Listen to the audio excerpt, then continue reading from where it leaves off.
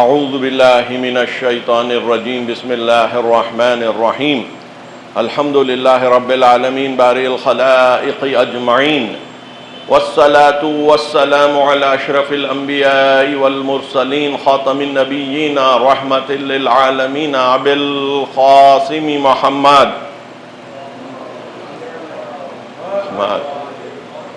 وعلى آل بيته الطيبين الطاهرين المعصومين المظلومين لا سيما بقية الله في الأرضين. أما بعد فقد قال الله سبحانه وتبارك وتعالى في محكم كتابه وهو أصدق القائلين وقوله الحق. بسم الله الرحمن الرحيم. ومن يطع الله والرسول فأولئك مع الذين أنعم الله عليهم من النبيين والصديقين والشهداء والصالحين وحسن أولئك رفيقا. وقال في الآية الأخرى قل إن صلاتي ونسكي ومحياي ومماتي لله رب العالمين. صلوات.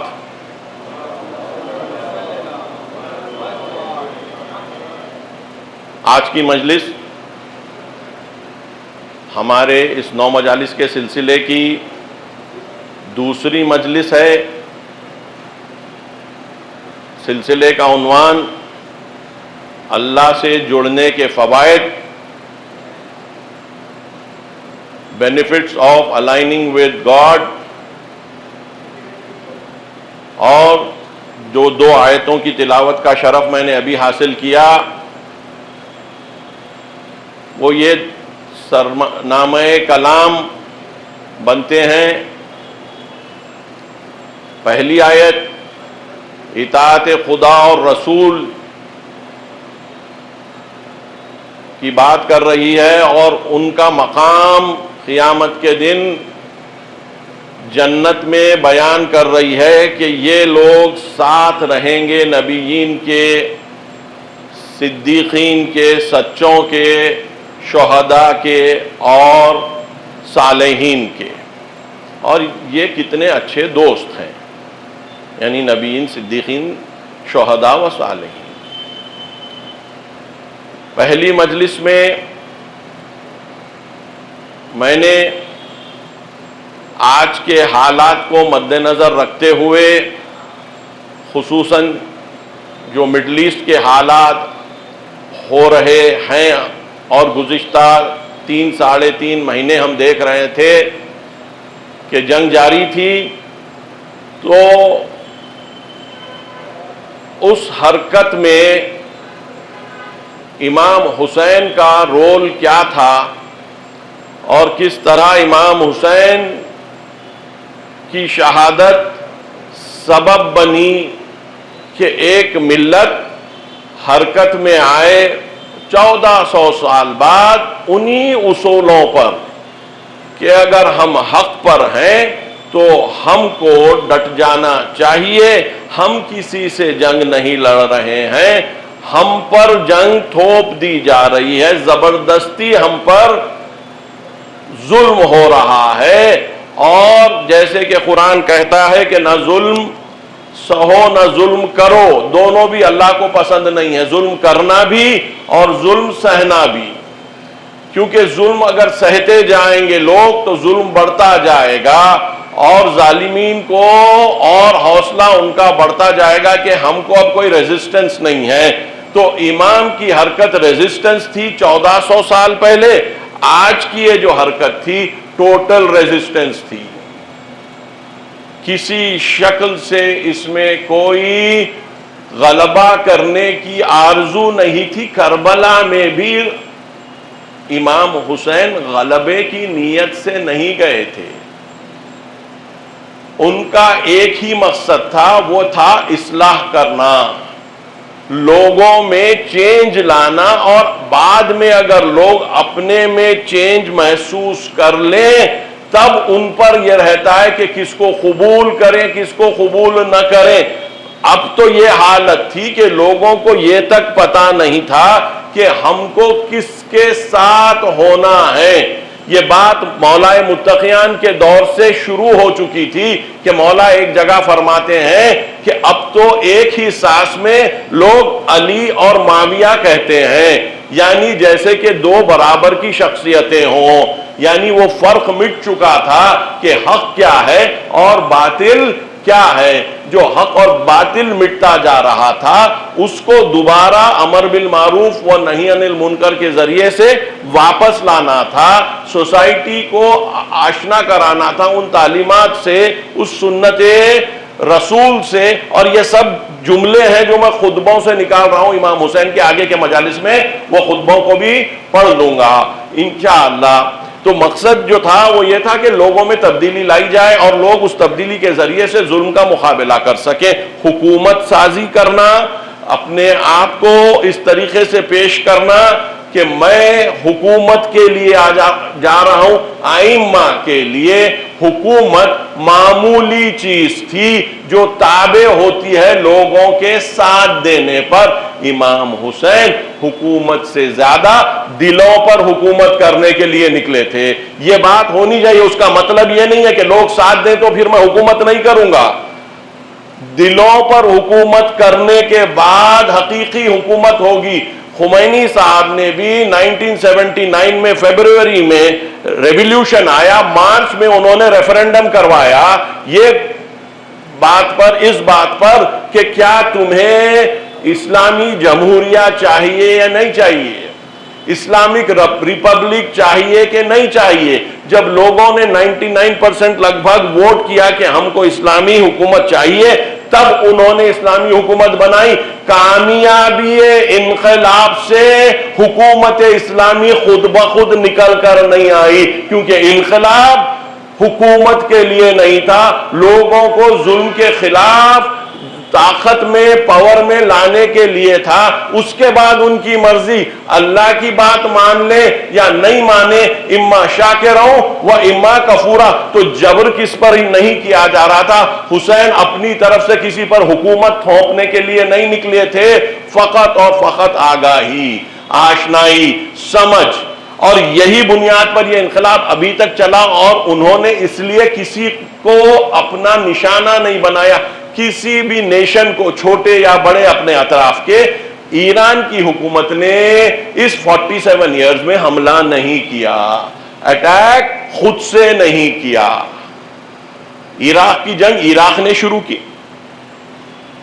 گزشتہ جون کی جو حملے ہوئے اسرائیل اور امریکہ کے طرف سے ہوئے، اور یہ 28 فروری کی جنگ بھی انہوں نے ہی شروع کی۔ ان کی طرف سے کبھی بھی پہل نہیں ہوئی، اور یہ ان کا ریکارڈ رہا کہ ہم کسی طریقے سے جنگ کے لیے، دوسروں پر غلبہ کرنے کے لیے اپنے آپ کو آمادہ نہیں کرتے۔ ہمارا ایک ہی منشا ہے، ہم اپنے آپ پر، اپنے نفسانی خواہشات پر، ان پر غلبہ کریں۔ اگر یہ غلبہ ہو جاتا ہے تو ان پر غلبہ کرنا بڑا مشکل ہو جاتا ہے۔ وہ یہ 3 مہینے، 3.5 مہینے کے واقعات ہم پر ثابت کرتے ہیں کہ تم اپنے نفسوں پر، اپنی کمزوریوں پر نگاہ کرتے ہوئے اپنے آپ میں وہ برائی کو نکالتے جاؤ، اور جیسے جیسے برائی جاتی جائے گی ویسے ویسے اللہ سے قربت بڑھتی جائے گی، اور جیسے جیسے اللہ سے قربت بڑھتی جائے گی اللہ پر تمہارے احسانات بڑھتے جائیں گے، اور جیسے جیسے احسانات بڑھتے جائیں گے تم قوی ہوتے جاؤ گے، لوگ تمہیں کمزور سمجھیں گے، تمہاری طاقت تمہارے روحوں میں ہوگی، تمہاری طاقت تمہارے اسلحہ سے نظر نہیں آئے گی۔ بہت بڑی بات ہے آج کے دور میں کہ کوئی ملت اپنی روح کے سہارے اس جنگ میں اترے اور اسلحہ ویسے نہ رکھتے ہوئے جنگ میں اترے۔ اسرائیل اپنے اسلحہ جو یوز کر رہا تھا وہ تقریباً میزائل پستول کی طریقے سے یوز کر رہا تھا۔ ایران کے پاس وہ ٹیکنالوجی نہیں ہے، یعنی جن کو وہ مارنا چاہ رہا تھا وہ جس طریقے سے کوئی 9mm کی پستول سے شوٹ کرتا ہے کسی آدمی کو ختم کرنے سے 10 فیٹ 20 فیٹ کے فاصلے سے، یہ 1000 2000 کلومیٹر سے ویسے ہی میزائل سے گھر پر ٹارگٹ کر کے اس کو مار رہے تھے، اتنی کانفیڈنس کے ساتھ۔ ٹوٹل پرفیکشن کے ساتھ. وہ پرفیکشن نہیں تھا اس لیے مس نہیں کیا. جب جب کوئی کسی کو انہوں نے مارا اعلان پہلے انہوں نے کیا. جب جب کسی کو مارا اعلان انہوں نے خود سے پہلے سے کیا, بعد میں اعلان دوسروں نے کیا. ان کو یہ بھی پتا تھا کہ وہ انسان وہاں پر ہے. ہاں البتہ یہ مارنے میں اس کی پوری فیملی چلی گئی. ایک میزائل تقریباً ایک اپارٹمنٹ بلاک کو کھا جاتی ہے. تو ایک آدمی جیسے 9mm کی پستول سے مرتا ہے نہیں مرتا, بلکہ اس کی فیملی, اس کے اطراف, اس کے نیبرز پورے جاتے ہیں. انہوں نے ویسے استعمال کیا. اس طریقے سے لبنان میں بھی مارا, لیکن ایران تو بہت دور ہے, ویسے مارا. تو وہ ٹیکنالوجی میزائل کی بھی اچھی تھی لیکن ان جیسی نہیں تھی. تو پھر یہ سب ہونے کے بعد آج آپ دیکھتے ہیں کہ اسرائیل میں وبال مچا ہوا ہے کہ یہ کیا ہو گیا, یہ ہم کرنا کیا چاہ رہے تھے, ہمارے ہاں آیا کیا. میں یہی بات کہہ رہا ہوں کیونکہ محرم آ گیا ہے. اب ہم کو الگ طریقے سے حسین کے لیے خراج عقیدت دینا پڑے گا کہ آج کے دور میں حسین کا کارنامہ ہم پر آج ایسے آشکار ہوا کہ حسین کی روح سے توانائی لینے والے 1400 سال کے بعد یہ کام کر چکے. خمینی صاحب کہا کرتے تھے یہ محرم اور صفر کا انقلاب ہے. انقلاب اسلامی کو وہ تعبیر کرتے تھے کہ یہ محرم اور سفر کا انقلاب ہے. یعنی ہم جو یہ عزاداری میں امام کو یاد کرتے ہیں اور ان کے افکار کو زندہ رکھتے ہیں, تو وہ افکار کو زندہ رکھنا سبب بنا کہ یہ انقلاب وجود میں آیا.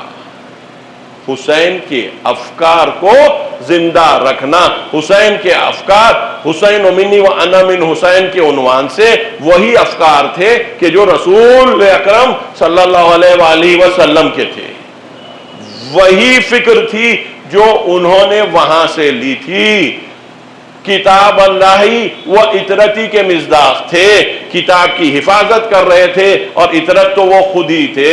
اہل بیت کا آخری فرد مانا جاتا تھا امام حسین کو, اور امام حسین نے وہ کارنامہ انجام دیا. اور وہ کارنامے کی قدرت, طاقت, آپ کوئی اور ایونٹ بتلا دیجئے گا کہ جو ایسی حقیقت رکھتا ہو کہ 1400 سال بعد ایک ملت کو فکری حرکت دے سکتا ہو, روحی حرکت دے سکتا ہو, اجتماعی حرکت دے سکتا ہو, سیاسی حرکت دے سکتا ہو, ایثار ایجاد کر سکتا ہو, کہ جو آج یہ امام کی شخصیت نے آج کے دور میں ثابت کر دیا. صلوات بھیجیں پر محمد و آل محمد.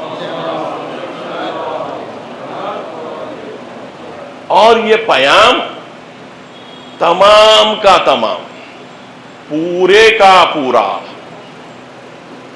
یہ پیام تمام اور تمام, پورے کا پورا رحمت پر مبنی ہے.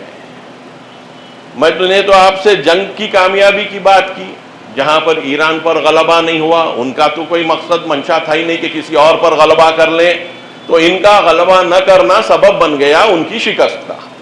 وہ چاہ رہے تھے حکومت بدلیں, حکومت نہیں بدلی گئی.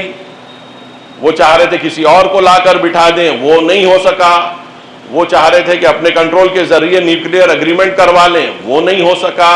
میزائل پر اپنا ان کے کنٹرول کروا لیں, وہ نہیں ہو سکا. ان کے جو دوسرے سپورٹنگ الائز ہیں, جس طریقے سے حزب اللہ ہے, حشد الشعبی ہے عراق کی, یا حوثی ہیں یمن کے, یا خود حماس ہے غزہ میں اور ویسٹ بینک میں, ان کو ان سے بے مربوط کر کر ان سے یہ قول لے لیا جائے کہ ایران اب ان کو سپورٹ, جو وہ کہتے ہیں پراکزیز, سپورٹ نہیں کرے گا. ایک بھی چیز ان کو نہیں ملی. تو شکست ان عنوان سے ہے. ان کا غلبہ نہ مقصد تھا نہ منشا تھا. ان کا مقصد اور منشا وہی تھا جس منشا سے قرآن آئی. قرآن شروع ہوتی ہے بسم اللہ الرحمن الرحیم سے. قرآن شروع ہوتی ہے بسم اللہ الرحمن الرحیم سے. وہ دونوں لفظ رحمان اور رحیم رحمت سے نکل کے آتے ہیں۔ رحمان یعنی عمومی رحمت کرنے والا، اور رحیم یعنی خصوصی مومنین پر رحمت کرنے والا۔ وہ جو ایمان رکھتے ہیں اللہ پر، ان پر جو رحمت ہوتی ہے اس کی رحیمیت کے عنوان سے ہوتی ہے، اور عمومی رحمت چاہے کوئی ہو، چاہے کوئی ہو، ان پر جو ہوتی ہے وہ رحمانیت کا نتیجہ ہے۔ تو ایک خاص رحمت اور ایک عام رحمت کے اعلان کے ساتھ یہ دین شروع ہوتا ہے۔ یہ دین پورے کا پورا رحمت کا نتیجہ ہے۔ قرآن کی آیتیں اب میں پڑھنا شروع کروں گا، جہاں پر شروع تو بسم اللہ سے ہوا، اور جا کے کیا ہمیں قرآن سے ملتا ہے رحمت کے سلسلے میں۔ ربنا وسعت کل شیء رحمتا وعلما۔ اللہ رب ہر چیز پر اپنی رحمت کے ذریعے سے اور اپنے علم کے ذریعے سے احاطہ کر لیتا ہے۔ اللہ کا ہر چیز پر احاطہ، انکمپسمنٹ، وہ رحمت کا ہے۔ کوئی چیز ایسی نہیں ہے جس کے اوپر اللہ کی رحمت نہ ہو۔ خلقت جو ہوئی ہے انسان کی، وہ پوری کی پوری اللہ کی رحمت کا ایکسٹینشن ہے۔ یہ پورے کا پورا، اگر ہم آپ میں کوئی اچھائی کی رمق بھی ہے تو وہ پوری کی پوری اللہ کی ذات سے نکل کر آتی ہے، اللہ کی رحمت سے نکل کر آتی ہے، اور وہ رحمت ہر چیز پر احاطہ کیے ہوئے، اور رحمت کے بعد اللہ ذکر اپنے علم کا کرتا ہے۔ علم ڈائریکشن دیتا ہے، رحمت سبب بنتی ہے۔ علم کے ذریعے سے خلقت ہوئی، لیکن خلقت کا مقصد کیا تھا؟ اللہ کی رحمت کو عام کرنا۔ اللہ کی رحمت اگر عام نہیں ہو رہی ہے تو اللہ کی جو سب سے واضح صفت ہے وہ رحیم کی، وہ رحمان کی، وہ صفت پھر دنیا میں نہیں آئے گی۔ اگر وہ صفت سب سے بڑی اور سب سے غالب صفت نہ ہو تو دنیا میں جو مادی دنیا ہے، جو لوگ مٹی سے بنے ہوئے ہیں، مٹی اربوں واسطوں سے اللہ سے جڑی ہوئی ہے۔ توجہ کم ہوتا جا، مٹی اربوں واسطوں سے، بلینوں اور ٹریلینوں واسطوں سے اللہ سے جڑی ہوئی ہے۔ پہلے جو چیز اللہ نے بنائی، اور وہ ابھی لے کر چلیجیے، اب آج کی سائنس کے حساب سے 13.8 بلین ایئرز کی بات کرتے ہیں، جو بھی ہو، آگے پیچھے کچھ بھی ہو جائے، لیکن ایک ایک قدم، ایک ایک واسطے کے ذریعے سے ہم یہاں تک پہنچے۔ تو کتنے واسطے ہو گئے؟ اربوں خربوں واسطے ہو گئے اللہ سے۔ جیسے جیسے واسطہ آتا جاتا ہے اتنا اللہ سے فاصلہ بڑھتا جاتا ہے۔ جتنا جتنا واسطہ آتا جاتا ہے اتنا اتنا فاصلہ بڑھتا جاتا ہے۔ میں مثال دے دوں، انسان کسی کی اولاد ہے، انسان کو اولاد ہوتی ہے، پھر اولاد کی اولاد ہوتی ہے، اولاد کی اولاد ہوتی ہے، اولاد کی اولاد ہوتی ہے، سلسلہ جاری رہتا ہے۔ باپ بیٹے میں، ماں بیٹے میں، باپ بیٹی میں، ماں بیٹی میں ایک رابطہ ہوتا ہے۔ اس جیسا رابطہ پوتوں کے ساتھ اور پوتیوں کے ساتھ، نواسوں کے ساتھ، نواسیوں کے ساتھ اس لیول کا نہیں رہتا۔ ایک واسطہ بیچ میں آ گیا تو ایک واسطے کے حساب سے ایک لیول کی کمی ہوتی ہے۔ 3 4 5 جنریشن آپ آگے چلے جائیے تو وہ ان کو بہت سو کو یاد بھی نہیں رہے گا کہ یہ ہمارے پردادا سکردادا کون تھے۔ شاید نام بھی بہت سو کو خود اپنے پردادا سکردادا کا یاد نہ ہو۔ کیوں بھائی؟ اتنا عمیق رابطہ تھا وہ عمیق رابطہ اب اندازہ لگاتے جائیے، خاندانوں کا پھیلنا، first cousin, second cousin, third cousin, fourth cousin, اس کے بعد پہچان ختم ہو جاتی ہے تقریباً، مگر کہ کسی کے واسطے کوئی تذکرہ بھی نہیں کرتا.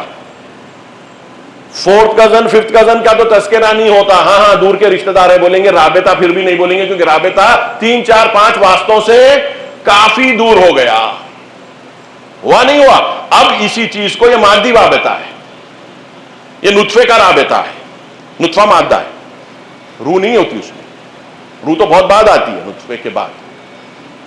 ٹھیک ہے، تو یہ واسطہ اتنا ہو گیا. اب اللہ سے مادہ شروع ہوا، آپ حساب لگا لیے، وقت کا حساب لگا لیے 13.8 بلین ایئرز پہلے، اور اب وہ سلسلہ چلتے چلتے ہم تک پہنچا. اسی مادے کو کہ جو یہاں وہاں سب بنتا رہا.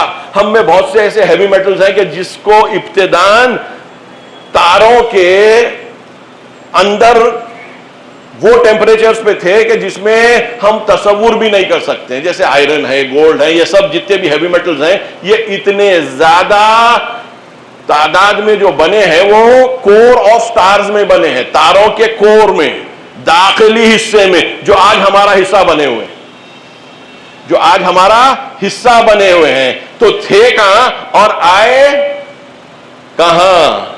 تو ہم میں جو کچھ آئرن جیسی چیز، کچھ ہمارے ہاں گولڈ جیسی چیز، دوسرے بھی ہمارے ہاں ہیوی میٹلز بہت سے ہیں، وہ سب کے سب کی جو وجود ہوا وہ سٹارز کے کور میں ہوا، جو ہم آج جس لیے کہتے ہیں کہ ہم سٹار ڈسٹ ہیں. ہماری باڈی تاروں کی گرد کا نتیجہ ہے، تو ہم نہ بنتے ہوتے. تو فاصلہ بہت دور ہو گیا، بہت بہت دور ہو گیا. تو پھر اللہ سے ہم جڑیں گے کیسا؟ دادا پردادا سکر دادا کے بعد تو الفاظ بھی نہیں ہے ہمارے پاس رشتے کو یاد کرنے کے، فور فادرز کو. تو پھر وہ اس خالق سے ہم کیسے جڑیں؟ سوال یہاں پر آتا ہے. توجہ کا محتاج ہوں. صلوات بھیجے پر محمد و آل محمد.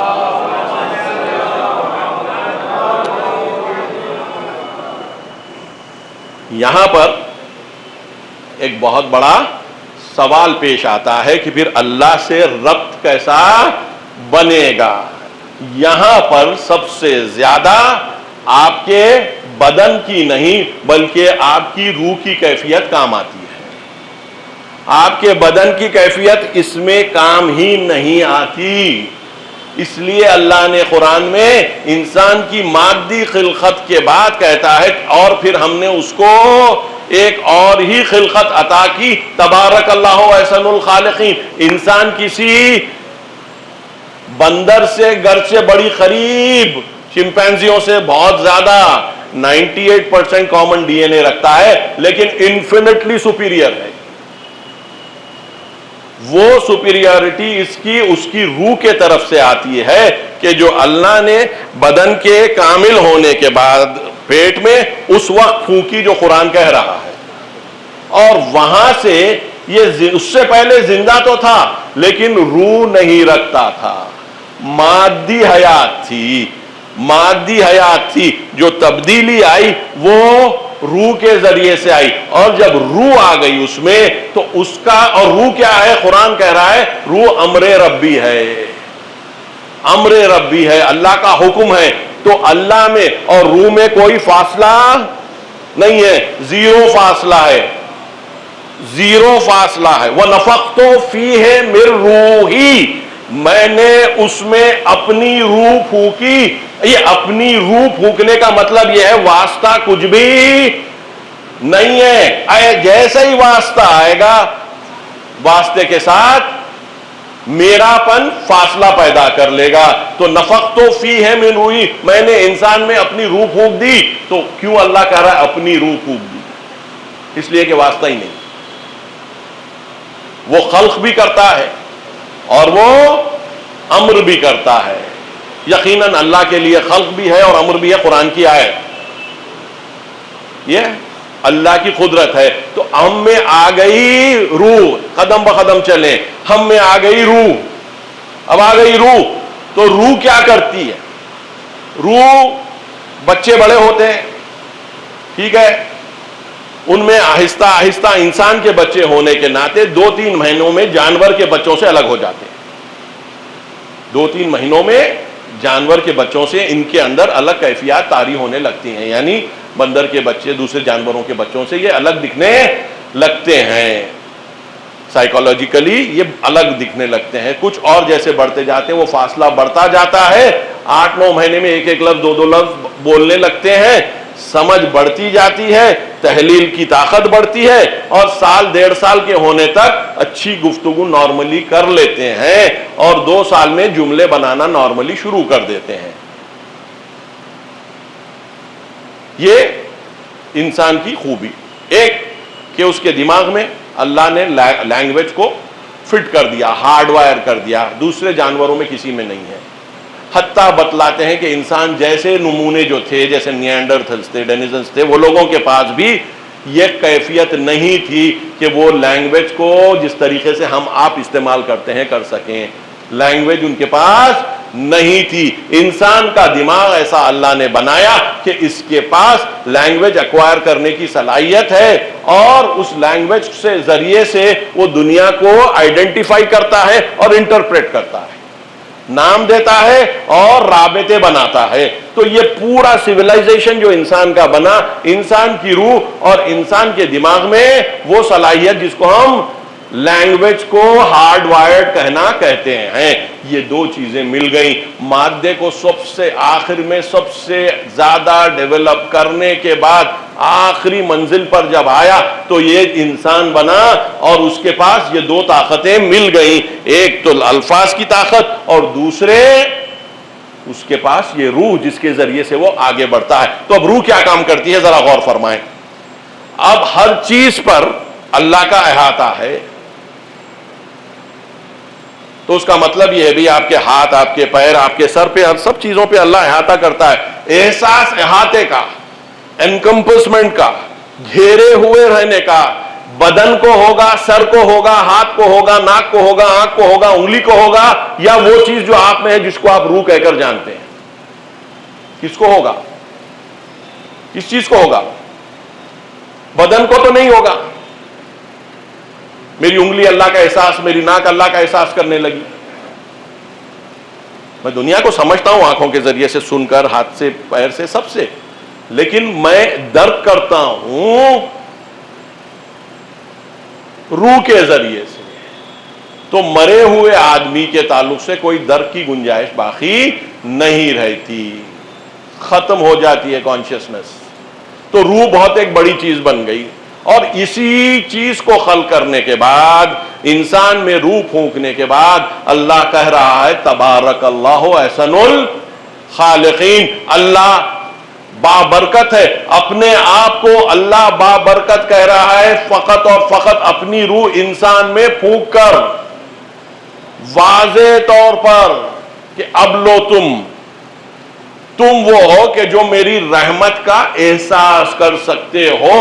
کوئی اور جانور تم جیسا اختیار کے ساتھ میری رحمت کے قریب نہیں آ سکتا. وہ ایک فکس سٹیٹ میں ہے. ان کا سٹیٹ جیسے پیدا ہوئے، جیسے ان کے باپ، ان کے دادا پردادا، وہی سٹیٹ میں ہوگا، چاہے وہ تم سے ملینوں سال پہلے کیوں نہ آئے ہوئے ہوں. ان کے پاس گروتھ نہیں ہے، تمہارے پاس گروتھ ہے. تم مجھ کو درک کر سکتے ہو اپنی روح کے ذریعے سے.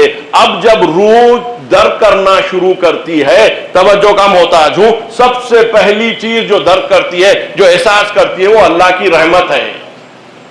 وہ اللہ کی رحمت ہے. جیسے روح اللہ کی رحمت کو درک کرتی ہے، سمجھنے لگتی ہے، وہاں سے ہی اللہ کہتا ہے بسم اللہ الرحمن الرحیم. شروع ہوتے ہو تم اللہ کے نام سے جو رحمان ہے اور رحیم ہے. تب سمجھ میں آتا ہے یہ بسم اللہ الرحمن الرحیم کیا معنی رکھتا ہے. جب رسول کی روح وہاں تک پہنچ گئی کہ جہاں پر وہ اللہ کی رحمت سے قریب ہو گئی، تو اللہ نے بسم اللہ الرحمن الرحیم کر کر بات کو شروع کیا کہ وہ رحمت جو تم سمجھ رہے ہو، اب تمہارا سفر، انسانوں کا سفر، یہ سفر شروع ہوگا اللہ کے نام سے جو رحمان بھی ہے اور رحیم بھی ہے. تو یہ رحمت کا سمجھنا ہوتا ہے. میں آگے اس کا فائدہ اٹھاؤں گا، ذرا توجہ کیجئے. رحمت اگر ہم اللہ کی درک نہیں کر سک رہے ہیں، اللہ کی رحمت اگر ہماری روح درک نہیں کر سک رہی ہو، تو اس کا ایمان زیرو رہے گا. یعنی کسی کو اللہ کی رحمت نظر نہیں آ رہی ہو، اس کا ایمان، اس کا بائے بسم اللہ ہی نہیں ہے جس سے حرکت شروع ہوگی. حرکت شروع ہو رہی ہے بے سے، ٹھیک ہے، بسم اللہ، اللہ کے نام سے جو رحمان ہے اور رحیم ہے. کسی کو درک ہی نہیں ہوا کہ اللہ رحمان ہے اور رحیم ہے، یا بلکہ اللہ ہے بھی یا نہیں بھی ہے، کیونکہ بدن سے اللہ درک نہیں ہوتا.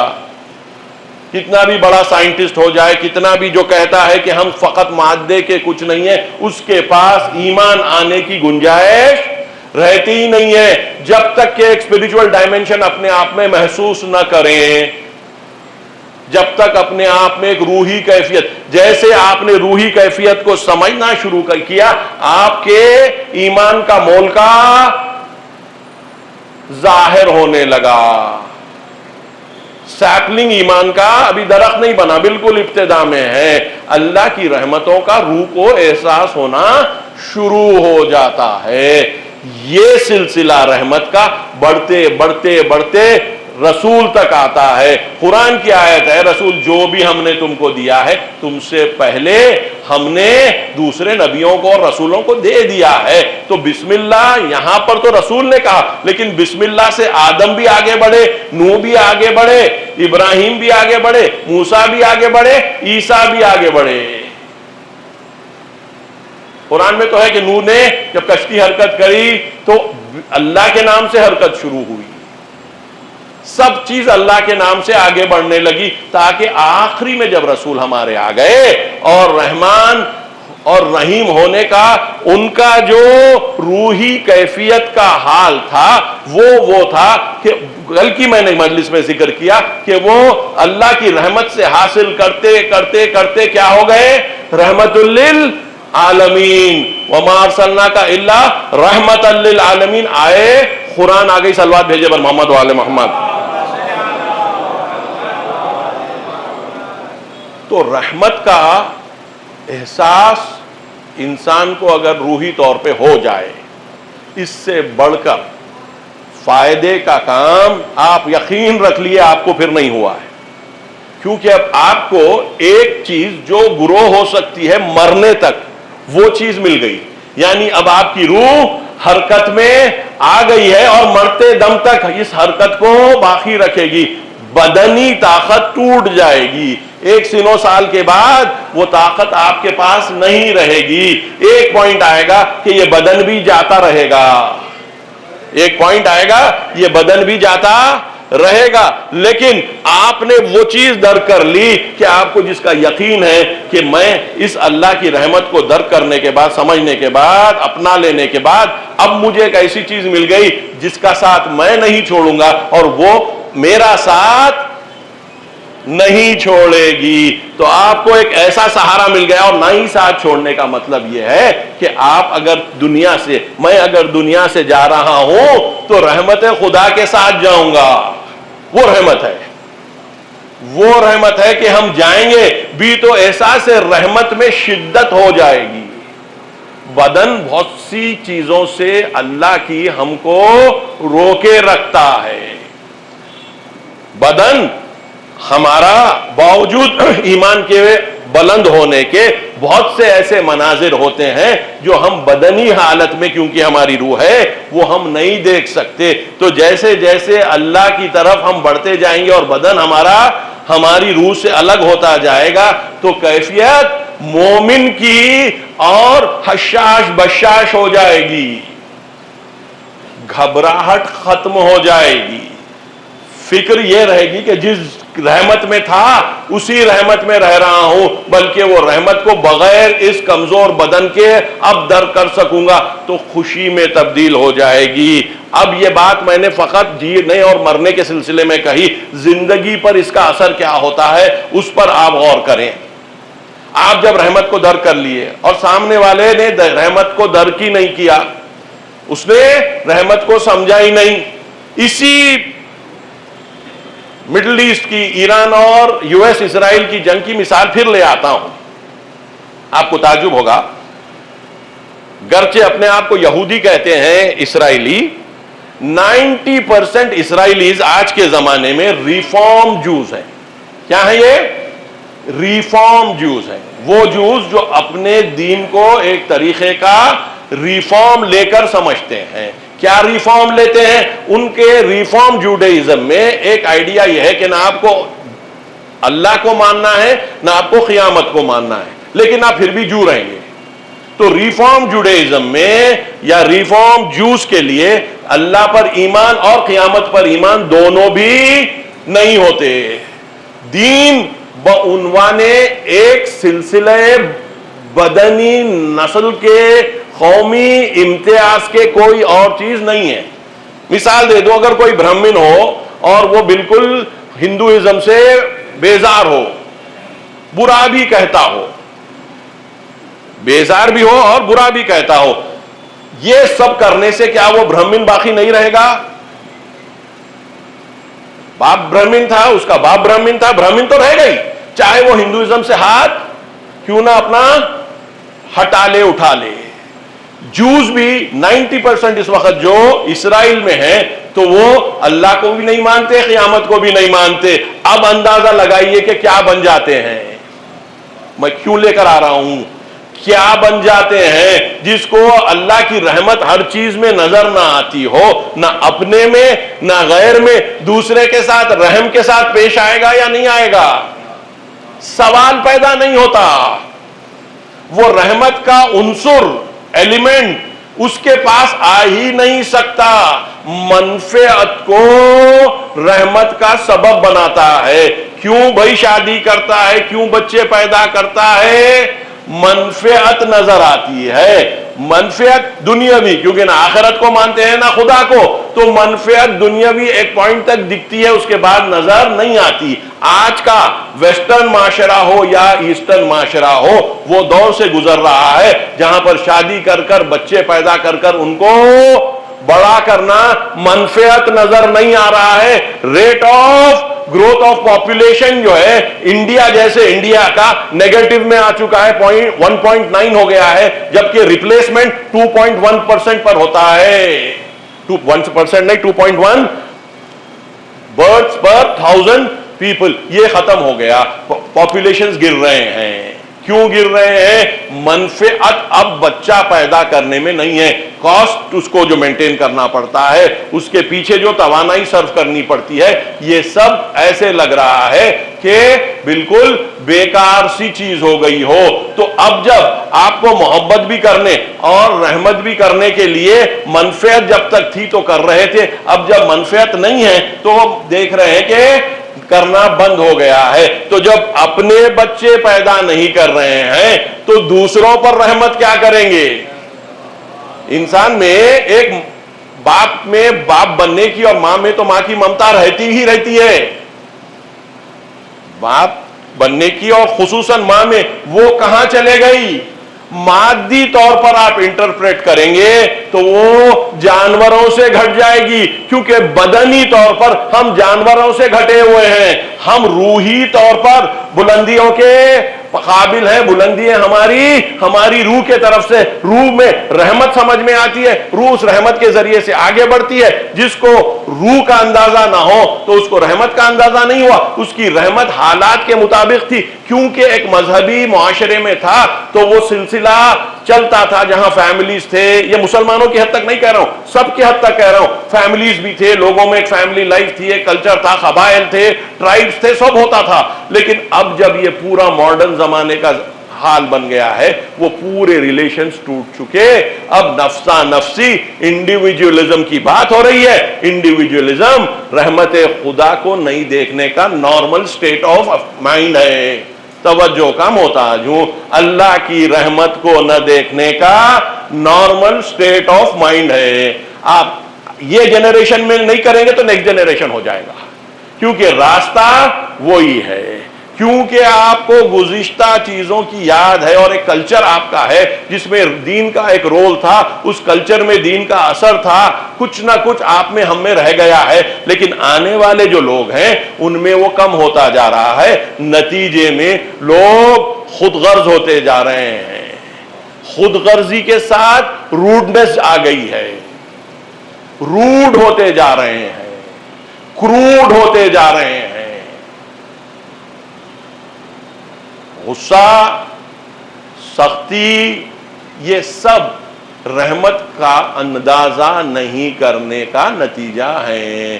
تو جو سورس میں ہی کمزور ہو جائے گا وہ آگے چل کے اور بھی بدتر حالات میں جائے گا۔ اور جو جنگ ہو رہے ہیں آج کے دور میں بغیر سبب کے، بغیر مقصد کے، یوکرین کی جنگ بغیر مقصد کی تھی، بالکل بغیر مقصد کی۔ پوٹن نے بائیڈن کو فون کر کر کہا کہ بھائی آپ 300 کلومیٹر کے قریب تک اپنے نیوکلیئر میزائلز لانے کی صلاحیت رکھ رہے ہیں، اور یہ ٹائم اتنا چھوٹا ہے کہ میں ریئیکٹ کرنے سے پہلے آپ میرے ملک کو پورا تباہ کر سکتے ہیں۔ میرے ریئیکشن ٹائم کے اندر آپ اپنے نیوکلیئر میزائلز کو لانے کی صلاحیت پیدا کر رہے ہیں یوکرین میں۔ آپ نیٹو کا یوکرین کو حصہ بنا کر، اس نے یہ بات کہی، آپ یہ کام نہ کریں۔ بائیڈن نے کہا کہ دیکھو آپ ایک آزاد ملک ہیں، ہم ایک آزاد ملک ہیں، اور یوکرین ایک آزاد ملک ہے، آپ جو چاہے آپ کر سکتے ہیں، جو ہم چاہیں ہم کر سکتے ہیں، جو یوکرین چاہتا ہے وہ کر سکتے ہیں، نتیجہ یہ کہ ہم ضرور کریں گے۔ اس نے کہا کہ یہ بات بالکل صحیح نہیں سمجھ میں آ رہی ہے، جب ہم نے آپ کے ساتھ سوویت یونین کو کولیپس کروایا تو یہ بات تھی کہ آپ بالکل آگے نہیں بڑھیں گے اور نیٹو پھیلے گا نہیں، آپ اب پھیلتے پھیلتے ہمارے کیپٹل کے 300 کلومیٹر کے فاصلے پر آ رہے ہیں، ہم اس چیز کو برداشت نہیں کر سکتے۔ جنگ شروع ہو گئی۔ جنگ کیوں شروع کی؟ بائیڈن نے اس طریقے سے ورغلایا کیوں؟ فقط اور فقط اس لیے تاکہ اگر یہ جنگ ہو جائے اور پوٹن پھنس جائے، ہم تو خوب مدد کریں گے یوکرین کی، ابھی تک تقریباً $200 بلین کی مدد امریکہ نے کر دی تھی، بائیڈن کے زمانے میں 170 کراس کر چکا تھا۔ تو اس کی مدد جب اتنی کریں گے اور پورے مل کے نیٹو کریں گے، کسی حال پوٹن ٹک نہیں پائے گا۔ پوٹن چلا جائے گا تو رشیا سب سے بڑا آئل کا ایکسپورٹر ہے، اس کو آئل ہم کو مل جائے گا، ایران کو پھر ہم خود گھیر لیں گے، اور یہ دو تیل کے منبع ہمارے ہاتھ میں آ جائیں گے۔ چائنا کے پاس تیل نہیں ہے، وہ ہم چائنا کو اب دبا نہیں سکتے، وہ تیزی سے بڑھ رہا ہے، بغیر تیل کے یہ گھٹنے پہ آ جائے گا۔ نتیجے میں یہ جیت کروا کر میرا دوسرا ٹرم حاصل کر لوں گا۔ میری دنیا بنانے کے لیے اس نے یوکرین کو یہ حالت میں چلا کر چھوڑا ہے۔ اب آپ سمجھیے کہ رحمت کا درک نہ کرنا کہاں تک لے جاتا ہے۔ لاکھوں لوگ مارے گئے، لاکھوں لوگ گھائل ہو گئے، اور جنگ ابھی بھی چل رہی ہے، 22 سے شروع ہو کر چوتھا سال ہو چکا ہے۔ ہم کو اندازہ بھی نہیں ہے کہ رحمت کو نہ محسوس کرنا انسان کو کیسے جانور سے بدتر بنا دیتا ہے، جانور سے بدتر بنا دیتا ہے۔ اب ہم کو یہ سمجھ میں آتا ہے کہ دین ہمارے پر کتنا بڑا احسان، اور اللہ کے رسول کے ذریعے سے ہم پر کتنا بڑا احسان ہوا ہے، کہ یہاں پر میں نے ابھی جو آپ کے لیے آیت پڑھی تھی، ربنا وسعت کل شیء رحمتا وعلما، یہ شروع ہے آیت کی۔ یہ پڑھتے کون ہیں؟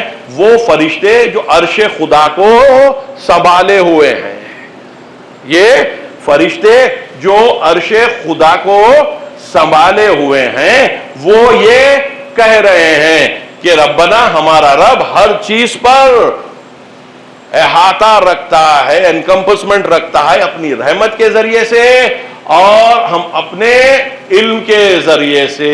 فاغفر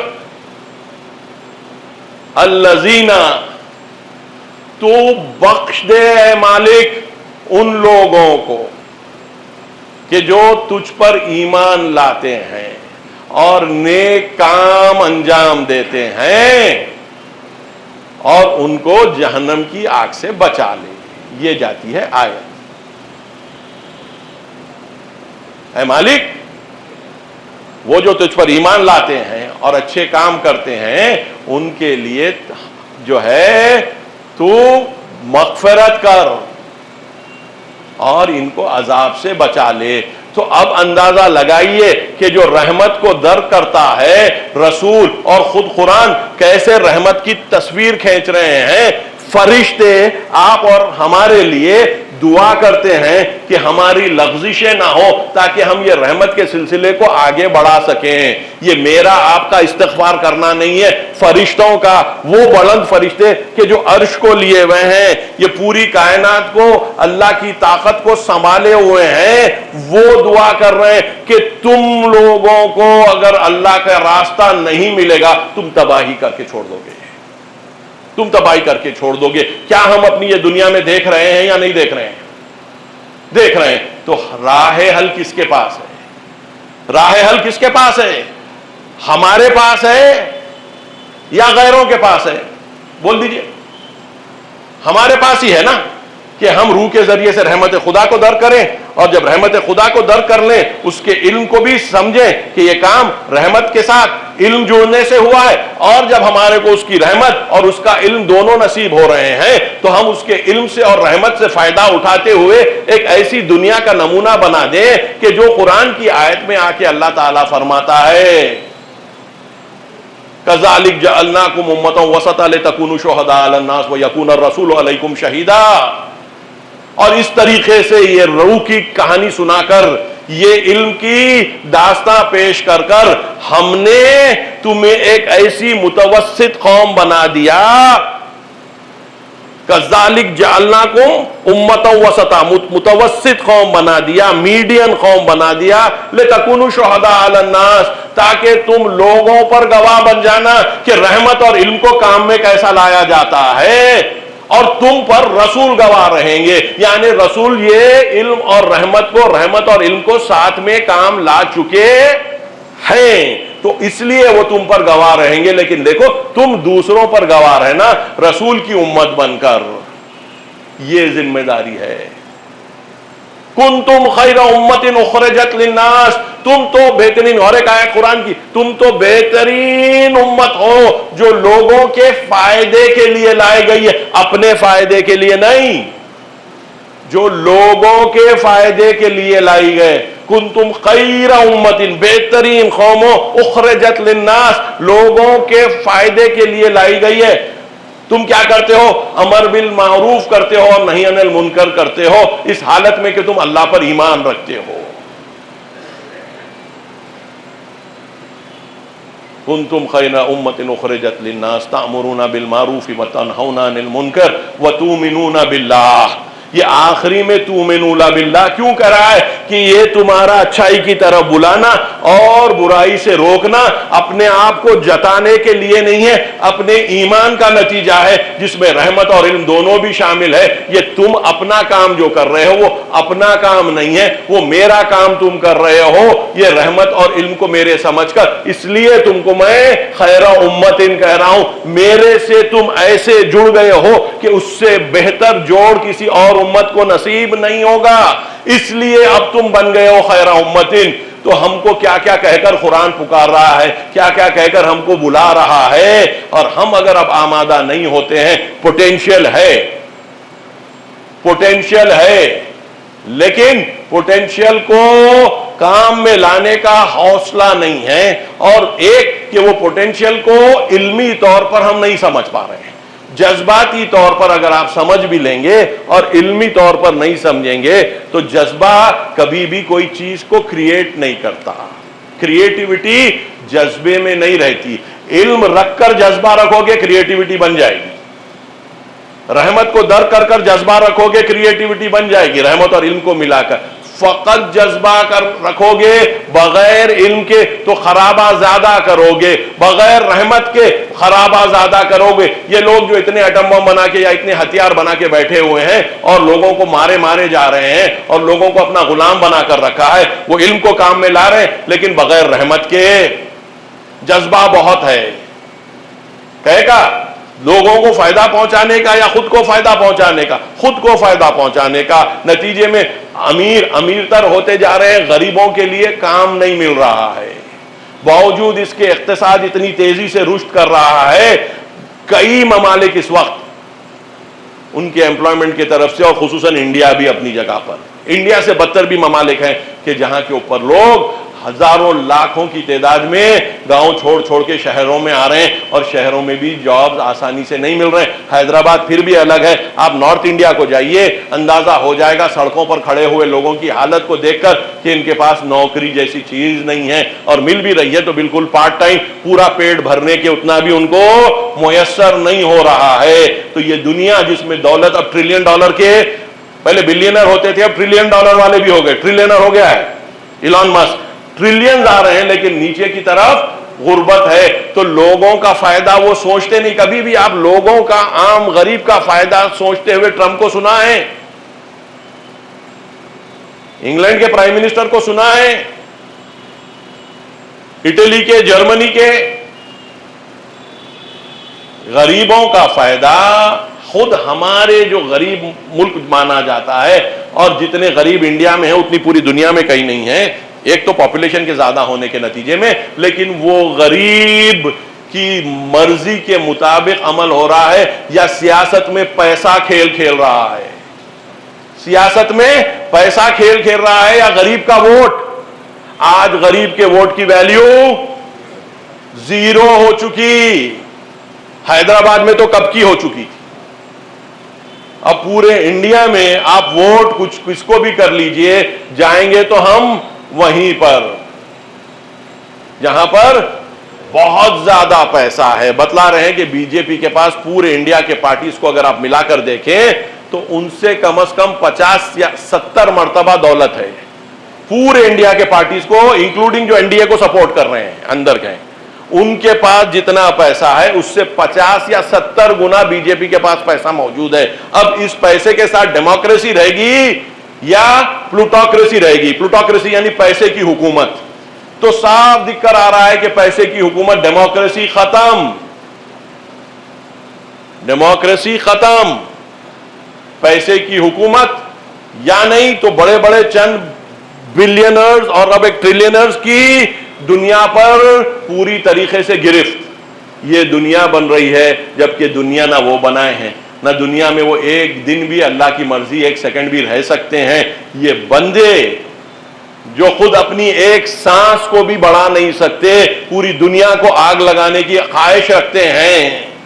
کووڈ کے بارے میں بڑے بڑے تحقیق کرنے والوں نے کہا ہے کہ 99% میں یہ کہہ رہا ہوں، جیفری سیکس کہتے ہیں 99.9% میں کہہ رہا ہوں کہ کووڈ کا جو وائرس تھا یہ جان بوجھ کر لایا گیا ہے، اور کوئی چھوٹا آدمی نہیں ہے.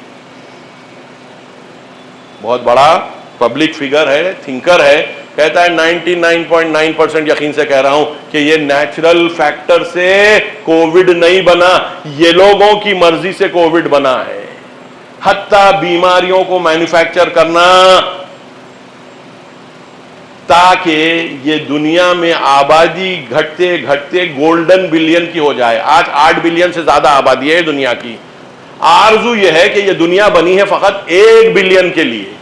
اگر 1 بلین ہم ہو جاتے ہیں تو ایک دنیا بہت سکون کی ہو جائے گی پورے 1 بلین کے لیے. تو اب یہ اور 7 بلین کو کیا کرو؟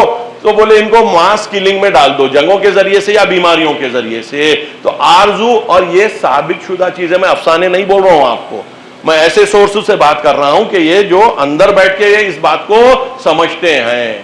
میں ریفرنسز دے سکتا تھا مگر وہ لوگ پسند نہیں کریں گے، نہ میں پسند کروں گا. میں یہ کہانیاں نہیں سنا رہا ہوں آپ کو. آگے کی دنیا ہم سب کے لیے تنگ ہوگی، فقط ان کے لیے عیش کی دنیا ہوگی.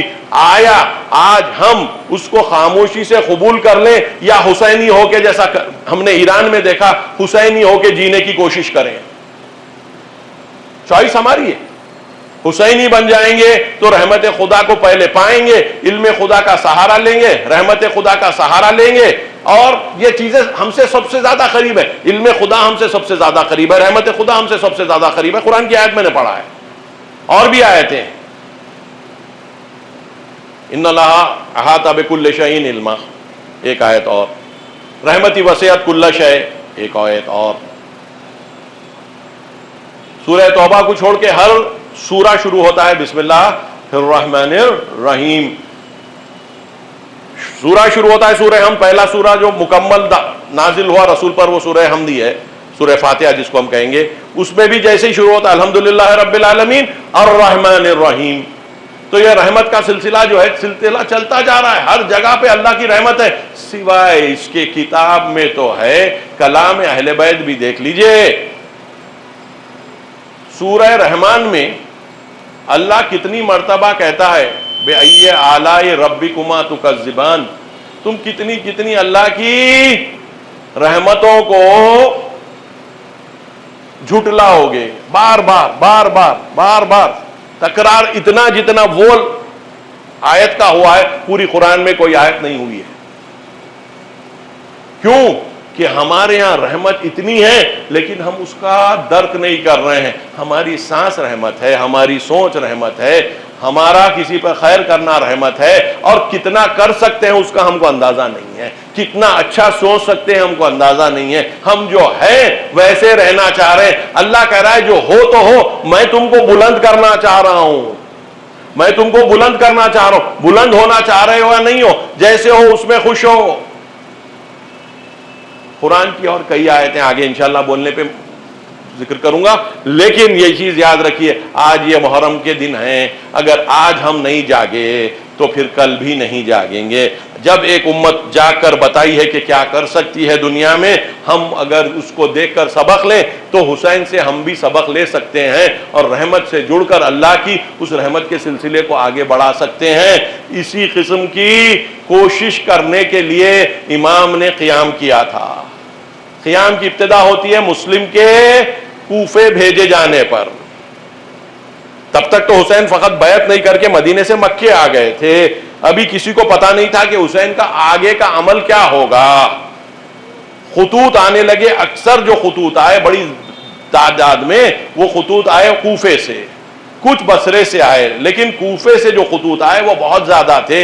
امام نے اپنے چچیرے بھائی کو بلایا جو بہنوئی بھی تھے, حضرت علی کی جو بیٹی تھی رقیہ ان کے شوہر بھی تھے مسلم ابن عقیل, ان کو بلا کے کہا کہ مسلم کوفے کو جاؤ اور یہ جو خطوط آئے ہیں دیکھو کہ وہاں کا مزاج اس وقت کیا ہے. وہ آمادہ ہو گئے, چلے گئے, لیکن کیونکہ جو سڑک جاتی ہے عام کوفے کو اس پر وہ نہیں جانا پسند کیے کیونکہ پہچان لیے جائیں گے اور ہو سکتا کہ جو جاسوس وہاں موجود ہیں ان کو رپورٹ کر دیں اس سے پہلے کہ وہ وہاں پہنچ سکیں. تو وہ ایک ایسا راستہ اختیار کرتے ہیں کہ جو کامن نہیں ہے اور دو گائیڈ لیتے ہیں جو ان کو اس میں رہنمائی کرنے والے ہیں. وہ راستے پر چلتے ہیں لیکن ایک پوائنٹ پر آ کر راستہ کھو جاتے ہیں, راستہ گم کر دیتے ہیں. حال یہ ہوتا ہے کہ ان کے دونوں جو گائیڈ تھے ان کا انتقال ہو جاتا ہے اور بڑی مشکل سے خود مسلم اپنے آپ کو ایک آبادی تک پہنچاتے ہیں. وہاں سے خط لکھتے ہیں امام کو, یا امام ہم نے یہ کوشش کی لیکن ہماری کوشش پوری نہیں ہوئی, اب آپ کسی کا اور کا انتظام کر لیجئے, میں یہ کام نہیں کر سکوں گا. امام کا خط جاتا ہے جواب میں کہ تم ڈر گئے ہو, بہانے کر رہے ہو, تمہیں جانا ہے جاؤ, تمہیں جانا ہے جاؤ. یہ جب حکم آتا ہے تو مسلم حرکت کرتے ہیں, کوفہ پہنچتے ہیں شوال کے ابتدائی ایام میں, شوال کے ابتدائی ایام میں, اور وہاں سے لوگوں کا اکٹھا ہونا شروع ہوتا ہے, لوگ جمع ہوتے ہیں اور اس حد تک کے آمادگی کا اظہار کرتے ہیں کہ مسلم خط لکھتے ہیں امام کو یہ کہہ کر کہ یا امام اب آپ جلد سے جلد حرکت کیجئے, کوفہ آپ کو قبول کرنے کے لیے تیار ہے, کوفے کے لوگ میرے ہاتھ پر بیعت کر چکے ہیں. یہ خط کا لکھا جانا اور 27ویں دن مسلم کی شہادت کا ہونا, اندازہ لگائیے کہ کس تیزی سے مزاج بدلا, فکر بدلی, لوگ بدلے کہ جو 27 دن پہلے تک آمادہ تھے کہ جا کر ساتھ دیں گے حسین کا, 27 دن میں اتنے کھینچ گئے تھے کہ مسلم کو قیدی بنا لیا گیا تھا, مسلم کو قیدی بنا لیا گیا تھا، یہ 27 دن اتنی بڑی تبدیلی کا سبب کیوں بنے؟ لوگوں میں فکری طور پر ایمان باقی نہیں رہا تھا۔ ایمان کیونکہ مسلمان تھے۔ کوفے کے لوگ بھی اسی طریقے سے سمجھ رہے تھے کہ اگر امام حسین آ جائیں گے تو ہم کو فائدہ ہو جائے گا، کیونکہ معاویہ کے دور میں بہت سختیاں جھیلنی پڑی تھی کوفیوں کو، وہ مشکلات سے ہم کو چھٹکارا مل جائے گا۔ جب انہوں نے دیکھا کہ بات ویسی نہیں ہے، بات جنگ پر آ جائے گی، لڑائی پر آ جائے گی، تو وہ مسلم کا ساتھ چھوڑ دیتے ہیں، اور مسلم جو ہانی ابن عروہ کے گھر پر ہوتے ہیں وہاں پر رہتے ہیں۔ ایک مرتبہ ابن زیاد، ہانی کی طبیعت ٹھیک نہیں ہوتی، ان کی عیادت کے لیے آتا ہے، تو بات طے ہوتی ہے کہ اس کو ختم کر دیا جائے، لیکن وہ آتا ہے، عیادت کر کر چلا جاتا ہے، لیکن مسلم حملہ نہیں کرتے۔ پوچھا جاتا ہے تو کہتے ہیں کہ جس طرح پر وہ بیٹھا ہوا تھا میں اس کو سامنے سے حملہ کرنے کے موقف میں نہیں تھا، پیٹھ کے طرف سے حملہ کرنا، رسول کی حدیث ہے کہ مسلمان مومن پیٹھ کی طرف سے حملہ نہیں کرتا۔ یہ رحمت خدا کی دلیل نہیں ہے، کیونکہ عام رحمت تو سب پر ہے اللہ کی، تو یہ ایک حدیث سبب بن گئی کہ آپ نے حملہ نہیں کیا جبکہ دشمن اتنا بڑا تھا کہ نہیں، پیٹھ سے حملہ نہیں ہوگا۔ بات آگے بڑھتی گئی، حبیب کیونکہ کام دیکھ رہے تھے مسلم کے، ماخل کے جو غلام تھا ابن زیاد کا، وہ کسی طریقے سے کچھ پیسے لے کے پہنچ جاتا ہے حبیب ابن مظاہر کے پاس، یہ کہہ کر کہ میں فلاں جگہ سے آئے ہوں اور یہ پیسے میں مسلم تک پہنچانا چاہ رہا ہوں۔ وہ نہیں جانتے کہ یہ آدمی جاسوس ہے، اس کو لے جاتے ہیں اور مسلم سے ہانی کے گھر میں ملوا دیتے ہیں۔ وہاں سے پتا چل جاتا ہے کہ کہاں پر مسلم ہے، اور کچھ مدت کے بعد ہانی کو بلایا جاتا ہے دربار میں۔ ہانی سے کہا جاتا ہے کہ ہم کو اطلاع ہے کہ تمہارے یہاں پر مسلم ہے، کہتے ہیں مجھے کوئی اس طریقے کا نہیں ہے، تو ماخل کو لا کر سامنے کھڑا دیتا ہے، کہتا ہے کہ دیکھو یہ میرا جاسوس جو تم سے مل رہا تھا یہ بات کہہ رہا ہے۔ خاموش ہو جاتے ہیں، کہتا ہے کہ لا کے میرے حوالے کر دو، کہتے ہیں میں حوالے تو نہیں کروں گا مگر یہ کہہ دوں گا کہ وہ میرے گھر نہ رہے، بس اتنا کر سکتا ہوں، تمہارے حوالے نہیں کر سکتا۔ کافی مارا پیٹا جاتا ہے ہانی کو، اور ان کا قبیلہ کافی پاورفل ہوتا ہے، تو ان کو اطلاع ملتی ہے، وہ دربار کے باہر جمع ہو جاتے ہیں۔ تو قاضی شریح کو ابن زیاد کہتا ہے کہ جا کے کہو کہ نہیں کچھ نہیں ہوا ہے ہانی کو۔ قاضی شریح جو ایک قاضی تھا اور عدالت کرتا تھا، وہ جا کر، اس کا کام عدالت کرنا تھا، وہ جا کر جھوٹ کہتا ہے اور کہتا ہے قبیلے کو کہ نہیں نہیں ہانی ٹھیک ہے، تم لوگ جا سکتے ہو، کچھ نہیں ہوا، جبکہ ہانی کو کافی مار پیٹ کی گئی تھی۔ وہ چلے جاتے ہیں، اس کے بعد مسلم کو وہاں پر پناہ نہیں ملتی، مسلم نکل جاتے ہیں، ادھر ادھر جانے کے بعد ایک جگہ تھک کر بیٹھ جاتے ہیں۔ ایک عورت ضعیفہ پہچان لیتی ہے ان کو، کہتی ہے آپ میرے گھر میں آ کر پناہ لے سکتے ہیں۔ کچھ دن نہیں گزرتے اس کے بیٹے کو اطلاع ملتی ہے، اور وہ جا کر کہتا ہے کہ فلاں صورت و شکل کا آدمی ہمارے گھر پر ہے۔ گھر کا محاصرہ ہوتا ہے، مسلم باہر نکلتے ہیں، جھڑپ ہوتی ہے، زخمی ہوتے ہیں اور تھک جاتے ہیں، کچھ کو زخمی بھی کرتے ہیں۔ اس کے بعد دیوار کا سہارا لے کے ٹھہر جاتے ہیں، ان کو پکڑ لیا جاتا ہے، قید کر لیا جاتا ہے، لے جایا جاتا ہے دربار میں۔ ابن زیاد کہتا ہے ابھی بھی تم کو میں معاف کرنے کو تیار ہوں، تم یہ اعلان کر دو کہ امام حسین کے ساتھ نہیں ہو، امام حسین کی حرکت سے تم کو کوئی رابطہ ہی نہیں ہے۔ کہا یہ ممکن نہیں ہے، کہا کہ مار ڈالیں گے، کہا تم کو مار ڈالیں گے، کہا کہ مار ڈالیں، لیکن میں یہ نہیں کہہ سکتا کہ میں امام حسین کے ساتھ نہیں ہوں۔ شہادت پہلی یہاں پر ایسے ہوتی ہے حق اور حقانیت پر۔ کیوں کہہ سکے؟ اس لیے کہ رحمت خدا دیکھ رہے تھے، موت آئے، حق پر آئے، رحمت کے ساتھ آئے، علم کے ساتھ آئے تو قبول کر لیا۔ کہا مجھے فقط ایک وصیت کرنے کی فرصت دی جائے، اور سب سے قریب جو آدمی تھا وصیت کرنے کے لیے وہ عمر سعد تھا، عمر ابن سعد، جو کربلا کا سب سے بڑا جنرل بنا اور شہادت حسین کا سبب بنا، جو 10 محرم کو جنگ شروع کیا۔ وہ اتنا قریب تھا کہ اس کو وصیت کی گئی کہ دیکھو میرا کچھ قرضہ ہے یہاں پر، مدینے میں میرے پاس مال ہے، وہ مال منگا کر جو ہے وہ قرضہ ادا کر دینا، مرتے مرتے بھی قرضے کی فکر، کیونکہ اللہ پسند نہیں کرتا کہ کاروبار میں ہم اپنے آگے پیچھے کریں. جس کو اللہ کی رحمت ہے وہ آگے پیچھے کیوں کرے گا؟ رحمت کے ذریعے سے کما لے گا. تو کہا کہ ان پیسے دے دینا، دوسرے جب مجھے شہید کر دیا جائے گا تو مجھ پر نماز پڑھ کر دفن کر دینا. اور تیسرے یہ کہ امام حسین سے کہہ دینا کہ اب کوفہ نہ آئے، اب کوفہ نہ آئے. یہ بات پوری کی پوری منتقل کر دیتا ہے عمر سعد ابن زیاد کو، اور اس کے بعد چھت پر لے جایا جاتا ہے محل کے، اور وہ شخص جس کا نام بریر بھی کہا جاتا ہے، بکر بھی کہا جاتا ہے، اس سے کہا جاتا ہے کہ تم جب پکڑنے کے لیے گئے تھے، قید کرنے کے لیے گئے تھے تو تم زخمی ہوئے تھے مسلم کے ذریعے سے، اب تم اپنا قصاص لے لو، اب تم اپنا قصاص لے لو. وہ پہلا وار کرتا ہے، شدت سے زخمی ہوتے ہیں مگر کہتے ہیں ارے کیا مارا تو نے؟ فقط یہ تو ایک خراش لگی ہے مجھے. زخمی شدید ہو گئے لیکن کہہ رہے کہ یہ تو خراش ہے.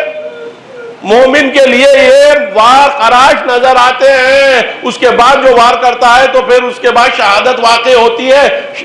ہانی کو بھی قتل کر دیا جاتا ہے اور دونوں کے اجساد کو پھینک دیا جاتا ہے محل کے چھت سے. اور ان کے سر سب سے پہلے جو گئے ہیں وہ یزید کے پاس، یہ 2 سر تھے جو بھیجے گئے تاکہ یزید کو اطمینان ہو جائے کہ ہم نے شورش کو یہاں پر ختم کر دیا. اس کے ابتدا یہ ہوئی اور انتہا پھر وہاں ہوئی کہ جہاں پر حسین کا سر بھیجا گیا. حسین کا سر پورے شہداء کے ساتھ بھیجا گیا تاکہ ان کو دلیل کے طور پر پیش کیا جائے، لیکن اللہ کے لیے یہ حجت بنے. دنیا والے ان کو مار کر خوش ہو رہے تھے لیکن یہ اللہ کے دین کو قائم کر کر اپنی شہادت دے رہے تھے. اور اللہ نے ان کے درجات وہ دیے کہ جو درجات کسی اور کو نصیب نہیں ہوں گے. اے مالک ہم کو بھی انہی کے راستے پہ رکھتے ہوئے ہم میں بھی وہ حرکت، وہ حرارت، وہ فکر ایجاد فرما کہ جس کے ہم قابل بن سکیں اور اس راستے کو ادامہ دے سکیں اور خیر اور رحمت کو دنیا میں پھیلا سکیں اپنوں کے لیے اور غیروں کے لیے. وَسَيَعْلَمُ الَّذِينَ ظَلَمُوا أَيَّ مُنْقَلَبٍ يَنْقَلِبُونَ.